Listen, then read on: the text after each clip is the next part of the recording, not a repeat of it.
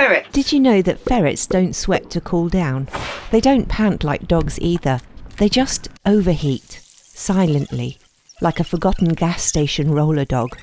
And that's a big problem, because when the temperature climbs above 26 degrees centigrade, that's 80 degrees Fahrenheit in old money, your pocket rockets will need help to stay cool. And anything over 28 to 32 degrees centigrade, that's 83 to 90 degrees Fahrenheit, is a danger zone where heat stroke can develop in as little as 10 minutes. But don't panic, I've got you covered. Literally, with blankets, water sprays, ice bottles, and occasional tiny paddling pools. And if you don't know the key signs of heat stroke to look out for, make sure you stick around to the end. Let's get your ferrets safely through summer. Ferrets evolved for colder climates. Their bodies are designed to stay warm, not cool off. No sweat glands, no cooling tongue action. If they're panting, it's not a sign they need a drink. It's a warning sign that shouldn't be ignored. There's so much snow. So let's break down how to keep them cool, happy, and not melting into a bowl of hot noodles. First up, water. Obvious, I know, but it's shocking how fast a bowl will heat up in hot weather. Refreshing it regularly with cold water from the tap will help them drink to cool down. You can even drop a couple of ice cubes in it from time to time.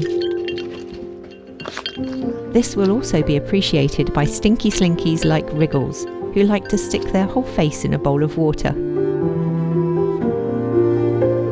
If you do have ferrets that like to paddle, you can fill a kitty litter tray with water and watch them bask like tiny sharks. Only the kind that lurks under the carpet. Or you can splash out, so to speak, on a mini paddling pool, not an inflatable one, as that will last about 1 minute. But you can get collapsible pools with stiff sides like this one. Don't fill it too high. Give it a go.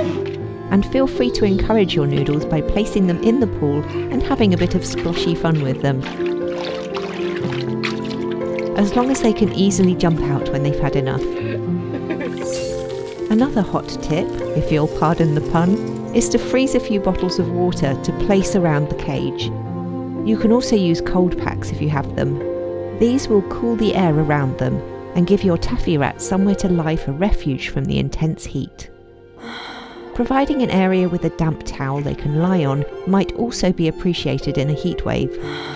And of course, an electric fan placed near the cage will help keep the hot air moving away. You're so true. If you've got an outdoor enclosure like we do, this bit's important when there's a spike in the heat. As water evaporates, it carries heat away with it through a process known as convection, one for the science nerds. So regularly spraying the surfaces inside and outside the cage will help lower the temperature in general. You can even cover the whole cage in a blanket, providing extra shade, and spray that regularly with water as well to help cool the air below it. We have a lovely big sand pit with tubes buried in it, and if you keep the sand damp through extremely hot weather, your noodles will get a lot of relief hiding away in those dark tunnels. I mentioned earlier how ferrets don't pant to cool down, so if you see your ferrets panting, it's a sign they need help, and quickly. A ferret's tiny body can get critically hot really fast. Here's what to watch out for. Lethargy.